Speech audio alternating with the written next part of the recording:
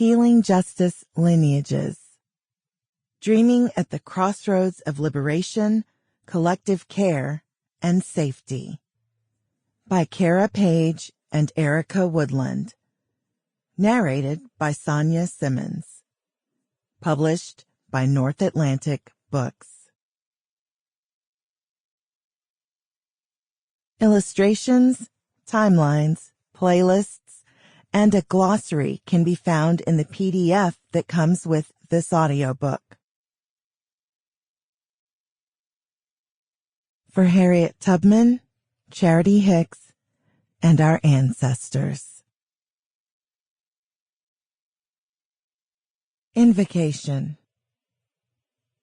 We give thanks to Great Spirit, Creator, Universe, and the infinite names we have for the divine source from which everything emerges. To the elements, earth, fire, air, and water, that nourish us and teach us about balance and equilibrium. To the blessed ancestors, whose dreams and visions for our collective liberation we work to realize. To the guardians, protectors, deities, gods, and goddesses that remind us of our divine purpose and dignity. We honor the way Spirit has been central to this project and to the survival of our peoples. We ask for protection, clarity, courage, humility, and to remain steadfast in our commitment for total revolution. May we be willing to sacrifice, offer, and give up all that holds us back from the collective dream of our ancestors. To take this journey through time and space, to radically listen, to find our people and commit to the work of collective liberation, to transmute fear and domination. May we come to know and remember over and over again the abundance of wisdom available to us, to realize our true destiny, our inheritance, to be in right relationship with the creative energy in everything around us, to birth a new world. Forward. Aurora Levins Morales. The terrain of this book is full of crossed paths for me. I was born into a storm of colonized reproduction, a Puerto Rico of mass coerced sterilization, dangerous drug trials, and medical experiments. I was raised in the Deep South legacy of Jane Speed, a white Alabama communist organizer run out of the state for her fiery speeches, radical bookstore, and deep alliances with tenant farmers who brought her fire to the cause of Puerto Rican liberation, built the house I was raised in, and planted Caribbean soil with forget-me-nots. When my father was forced from his university job, we migrated to Fred Hampton's Chicago, the Chicago of Cha-Cha Jimenez, and the underground abortion service called Jane. We shared a car with the Black Panther breakfast program. My father taught Puerto Rican history to the young lords. I was the youngest member of the Chicago Women's Liberation Union, raiding medical libraries for information about our own bodies and having speculum circles with mirrors and flashlights, where we wept at the sight of our own cervixes because we had been told down there was none of our business. I was also raised within the magnetic field of the Cuban Revolution, listened to broadcasts of hope in the Puerto Rican pre-dawn before the signal was jammed each day by the CIA, a witness of effervescent decolonization and declassing at 14, a recipient of their full-spectrum liberated medical care in my 50s.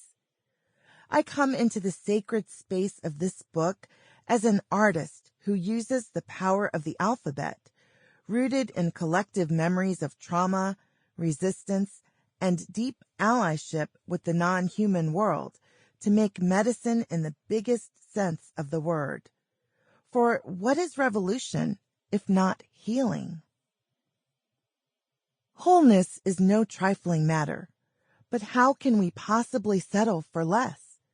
And yet our movements for social justice, contaminated by the very systemic traumas we are trying to survive and end, have often become caught up in ways of doing that violate our own most precious dreams.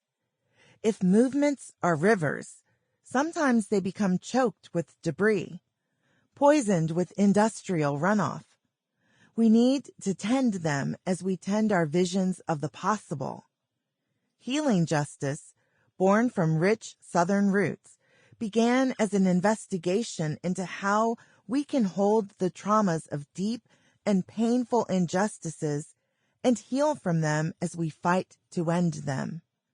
We hold them because traumatic history is reclaimed memory in the face of denial, and an archive of ways through the dark. We try to heal them as we go, because if we are to transform human life on Earth, we need to be as whole as we can, and because healing is our birthright as living organisms.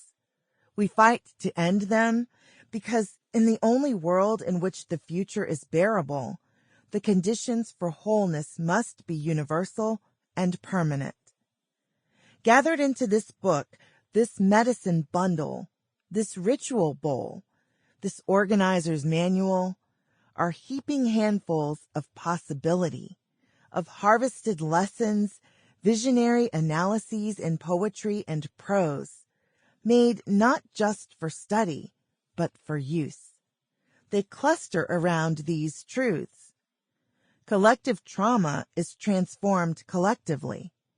We live in a society that controls its people through the privatization of pain, diverting us away from the possibility of societal diagnoses and collective healing toward psychiatric drugs and self-help books. In 1969, when at 15 I joined a feminist consciousness-raising group in Chicago, I learned the healing justice practice of story circles, where the accumulation of individual experiences grew into a sudden recognition of the social roots of our pain. We hurt because we were oppressed. Healing justice reclaims the ancient knowledge that just as harm is collective, healing is not an individual act. There's no single model, no one road, no one best strategy. We must use all of what we are and know, and we are and know billions of things. Audre Lorde said the remedy for the onslaught of bad news was to find your work and do it. The only sustainable way to heal human society is if we all stay rooted in who we are and what we bring, connected with each other, and find the works our body, heart, minds are called to. My own best gift has always been storytelling with the written word to change what we think is possible. And we need hands-on healers moving abuse out of our bodies, ecologist farmers trying ancient, new ways to grow food, organizers of mass marches, global conferences, and civil disobedience, people who teach through film and by sitting on dirt floors listening, cooperatives and whole countries reaching for new forms of governance. Healing justice is rooted in place and ancestral technologies. There is no active ingredient of liberation that can be extracted from the synergistic webs of life, human and wild. Without roots, we wither. Without interdependence, we sicken and die. Without access to what the soil remembers, what our ancestors carried through all that happened to them, we become adrift, vulnerable to isolation, illusion, and despair. For healing to stay true, to resist being commodified, extracted, turned toxic in the laboratories of capitalism and its imitators, it must stay rooted in specificity, in lineage. Sample complete. Ready to continue?